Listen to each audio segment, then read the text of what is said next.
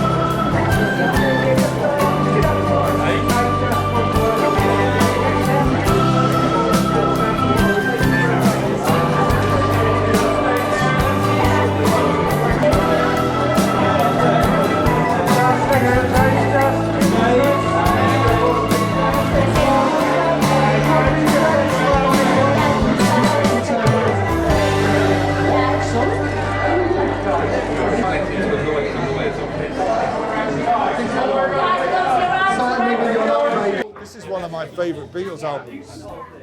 I don't like Let It Be. Can't listen to it. Don't know why, I just can't listen to it. But so this is one of my favourite of their records. But I guess after Flower Power and that, and before rock took over, it's an interesting period, like 60, 68, 69.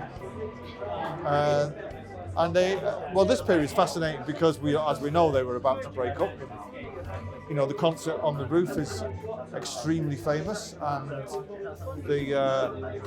all the issues around the album are well documented. So it'd be nice to see it many times. I'm just excited about the things I've seen. I mean, I've got, and I've had 4 years, an extensive collection of Beatles bootlegs, as you probably well know, right?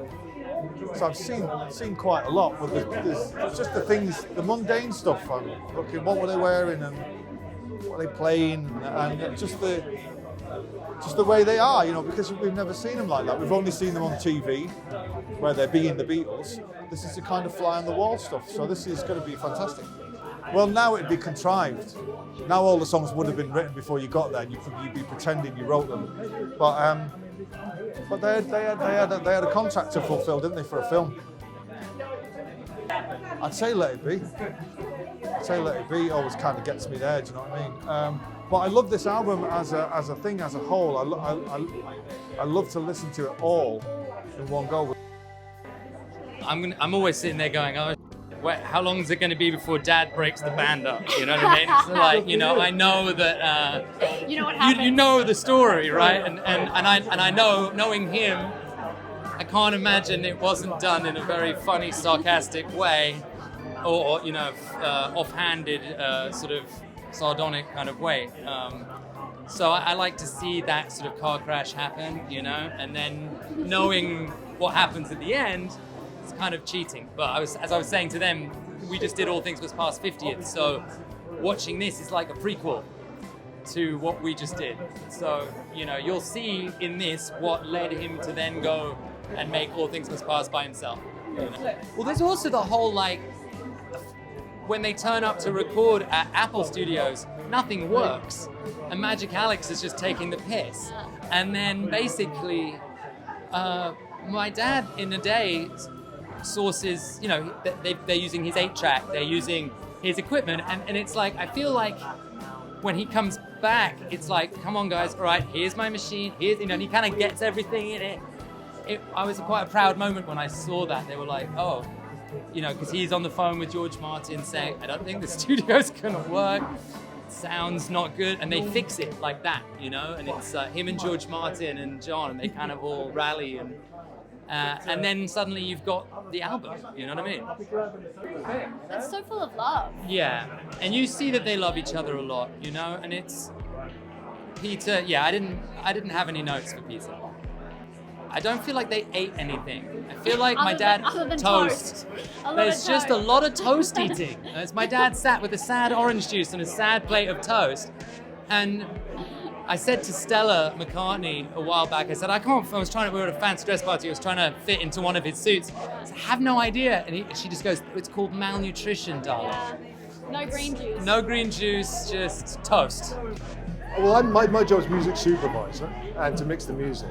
So my role in this has kind of been, I suppose, a guidance in a way with Peter. I've a sort of a backstory to Beatles, I've worked on before, and he obviously hadn't. And even though he has his own view on things, which is brilliant, I guess my guys go, this is, concentrate this, or these are great takes, or whatever. Yeah, I think, funny enough, this film comes at an interesting time in society, because we're now used to watching the Kardashians and Love Island and all these kind of things, and we're used to having a fly on the wall style thing, and this is what this is. This is a snapshot of the Beatles working, and no one will ever see this again. And it's, even for me, and having worked on some Beatles material, it's strange even for me to see the way they work together, the way they react, and you kind of learn so much from it. No, I mean, it's obviously not the end of the band, because they went and made Abbey Road straight afterwards. And it's funny, Let It Be sort of sounds more like a breakup album than Abbey Road. The idea that Abbey Road being a breakup album doesn't really sit well with us, but that's essentially what it was.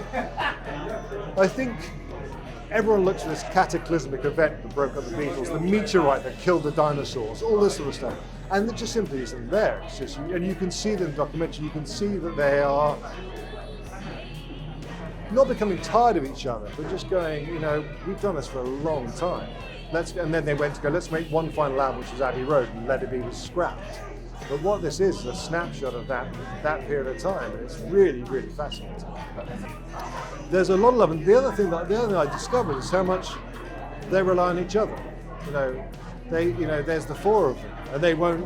The reason why they play on the rooftop is that's the only thing they could decide on, not because one person could say, this is what we're doing, because they all had to agree. And even that, the day before, George is there going, I'm not sure if we want to go up there, But I think that there's huge friendship, and I think that's what's misinterpreted, is that you can't function. You can't sing two of us as a band, or John and Paul doesn't either of us, if they hate each other, they didn't. I think because the film, the previous film, and the record came about at this time where they were getting divorced, they get this court case.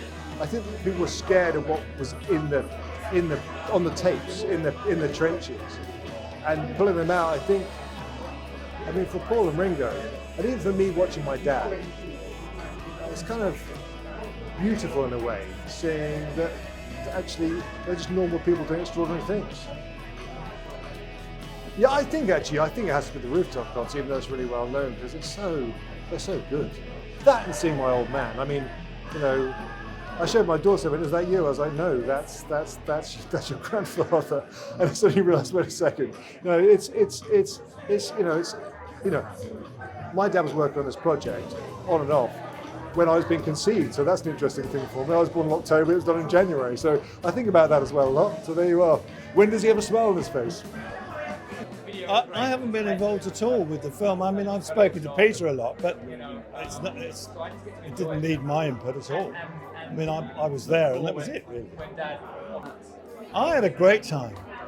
I had an absolute blast. It was a great privilege to work with them, obviously. It was wonderful to be a fly on the wall, which this film is. And I thought at the time that possibly the album should be the fly on the wall. And my version of the album, which I did at the time, is exactly that. And it's finally 50 years later seeing the light of day. Well, I was there to do a job, and they respected me enough to employ me in the first place. So it was a pushover, really. I mean, they were very welcoming and not threatening in any way. Great to work with them, obviously. I mean, it was really no different from any other job I'd done, and I'd done a lot at that point. But it was just happened to be with the most popular band in the world. I don't know what else to say, really. Not really, no. Listen, it was 50 years ago. So I have an overriding memory. I haven't seen the film. I've only seen bits. I've seen the odd clip that Peter sent me. So I'll get reminded of a lot of stuff, actually. I can't answer that. I haven't got a clue. I'm here because I'm involved, but I mean, I don't know if I'd have been here otherwise. Well, they were the most extraordinary phenomenon. They started out making really popular records that were very well made, and they ended up doing a Sgt. Pepper, which completely turned record production on its head. They sort of rewrote the book. There were other bands, the Beach Boys, Brian Wilson, who sort of were on a parallel, I suppose. But they were really, really extraordinary. And the combination of the sound of their voices was without any question the key to their success. And that's the case with lots of bands, but certainly in their case. Their voices were all completely different to each other, and so the blend of them was quite remarkable. It was the same with the Eagles. The Eagles were the same thing. They all had completely different voices, and the combination of all of them singing made this unbelievable sound that you couldn't replicate with any other four singers. There was one day where there was a bit of a disagreement, and George decided he wasn't going to be there anymore. It was very disappointing to everybody, me in particular. It was no different from any band I've ever worked with. Any creative situation, if you're with the same group of people for a period of years, you're going to fall out every now and then. I mean, it happens in relationships, marriages, it happens in the office with people. People fall out. And it's accentuated by the fact that it was a creative situation, I suppose. And triply accentuated because it was the Beatles. But in fact, I've seen that happen loads of times with lots of different artists I've worked with. And fortunately, they made it up and they carried on where they left off. So it was a blip, you know. But it was made into this huge thing because it was there by the media. And I suppose that's understandable, but it ended up not being anything like what everybody made it out to be. It's a great one. Also, you got good hair now, but you had the most amazing barnet. Wow. I should be reminded when I see the film, yes. What is it about? Because it's just so sad. I mean, you know, what is so extraordinary, and it's especially the way that time changes as you get older, is you now realise that everything happened in less than 8 years. Everything. And that just seems, to young people, it's like, oh my God, that's forever. To me, it's like, I mean, the person who's backstage pass who got there, for instance, it was 4 years longer than that between his last 2 albums. Well, I've seen, obviously, is the trailer, and no, I know, and what they're, and I know it was kind of too much. It's too. I must say, my heart is bursting at this, and especially seeing something other than the narrative we've had. Seeing there's some joy in there. Yeah, no, it's too much. I haven't been this excited about something since. What's interesting is how it wasn't until about 20 years after the Beatles that Ringo started getting his due. After everyone went all the way to the top of the mountain, and suddenly went right, you know what, actually Ringo had it right all along. And now that's the thing, is everyone wants to play like Ringo. And I still think McCartney's never quite got his due as a bass player. And he's an absolute god. Him and James Jamerson invented the bass guitar as we know it. They had nothing to work with. I mean, he was inventing the form and singing at the same time. I mean, what? There's the oh God, my God, the amazing riff off Abbey Road where they basically invent prog. Because that's the thing, a lot of it's actually quite proggy. No, I can't, no, because it's such a ludicrously fertile period. So, no, I'm going to do that, I'll catch you. Yeah, what's your favourite song? The third one. Well, it's an unbelievable feeling. It's been years in the making, and to be truthful, this all started before Peter Jackson hoved into view. We had this archive full of footage that was not left in the best sort of state post-production. It wasn't packed up well, like packing up. Well, there wasn't that. So we had to kind of disentangle it, find all the negative, string the negative back together using the edge numbers onto big rolls. I mean, that all takes immense amount of time and a lot of talented people involved.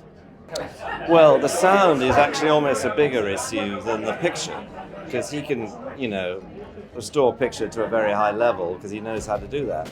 But the big challenge was the mono audio sound that comes with film. You've had a little reel-to-reel player playing Nagra tape, and they were filming, and the idea was sync together.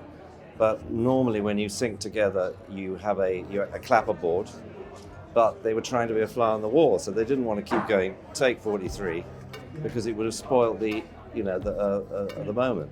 And also the mono audio needed demixing, so you could separate out the voices from the music or the music from the voices, because when you've got a bunch of people in a room and there's technicians and people wandering around, the noise is incredible. So somebody would be noodling on a guitar, sitting on a chair, somebody would have a conversation over there. And what was so frustrating initially was extracting what you wanted, the particular thing you wanted from that sound. And funnily enough, having more time, having postponed the project for a year, it meant that he had time to work on, with his amazing team of technicians, this software that would disentangle the audio from the instruments from the voices. It's actually one of the most productive years of their career. I mean, it's all has this reputation of being sort of shrouded in discord and they were fighting each other. Well, that wasn't the case, certainly when they were filming that in that 3 weeks in January '69. They all had tons of songs. In fact, it was a question of they had too many songs. I mean, in a way, you could say they were outgrowing the Beatles. They were 4 men in now in their mid-late 20s.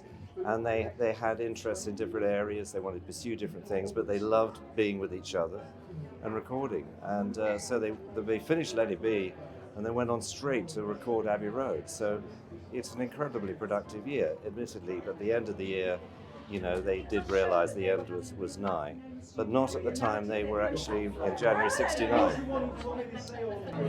They're just ever present, I think, in, well, I guess human culture, but certainly British culture.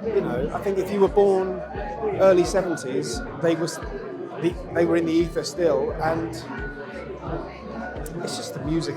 I mean, the music is just extremely good. It's extremely good music. Do you know what I mean? Like, without all the hyperbole, it's just, they're really good. Like, if they came out last week, you'd go, oh, they're good. They're really good. And they're funnier than most people. they're better writers than anybody. You know, they weren't like as a group of musicians, they weren't the best group of technical musicians ever. You know, there were people who could have outplayed them at Woodstock. No one could outwrite them. No one could outcreate them at all. I don't think anyone has come close, actually. Yeah. Yes. So no, it's mad. I mean, I'm not saying they're not great musicians. Of course they are. But you know what I mean? Is that it's not like they weren't all virtuosic. No, they weren't. But Christ Almighty! I mean, there's no one comes close. I think this output in 7 years of recording.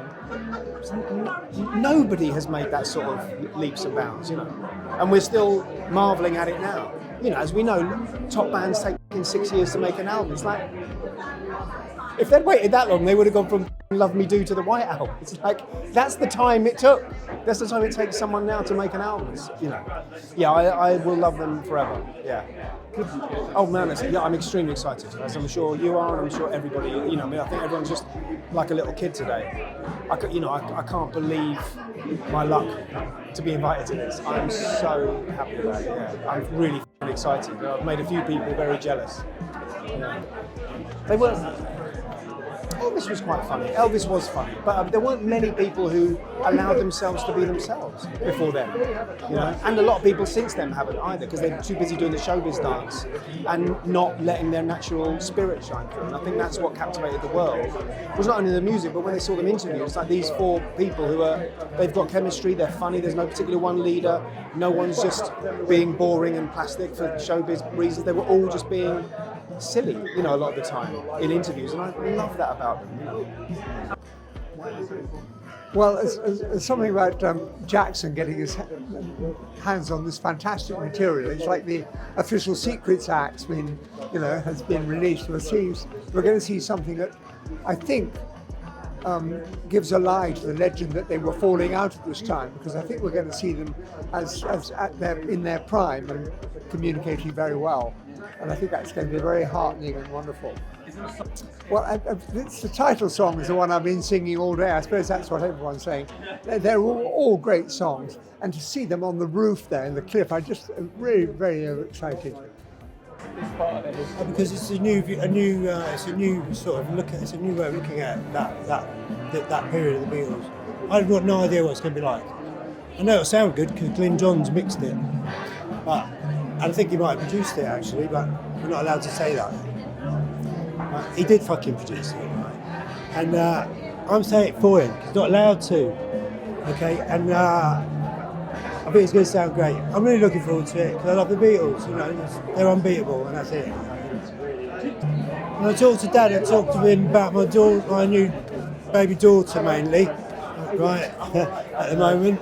But yeah, probably. We talk about everything, man. Do you remember, like back in the day, these movies were on every Boxing Day. Every year there's a different one. So we used to grow up watching them, right? So it's not a new thing to see this, you know. But Let It Be was withdrawn, wasn't it? Along like quite a while, right? And you know, I always thought that was a great movie. It's very dark and heavy, but it was a great movie. You know? Like, I don't know.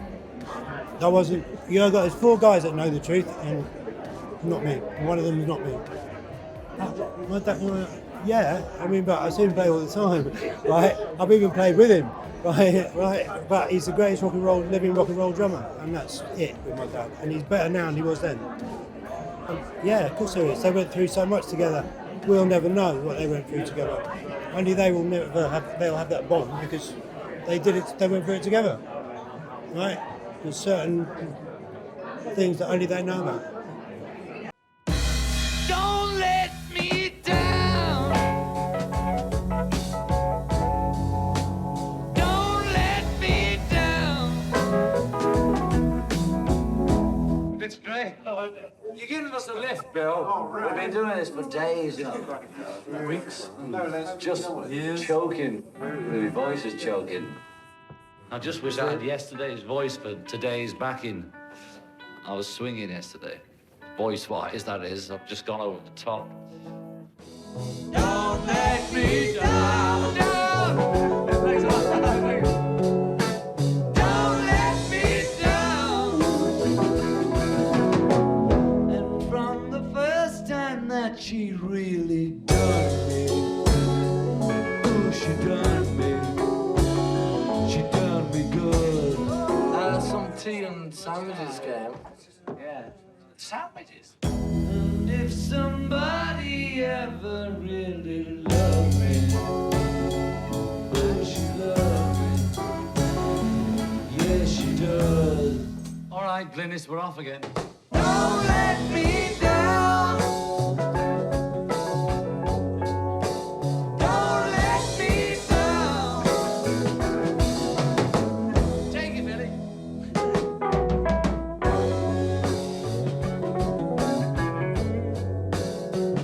Can you dig it?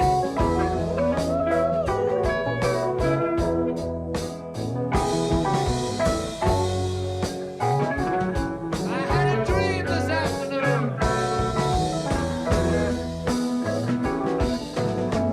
Don't let me down. Well, ladies and gentlemen, like temple it. Okay, let's do the next one then. Thanks for watching.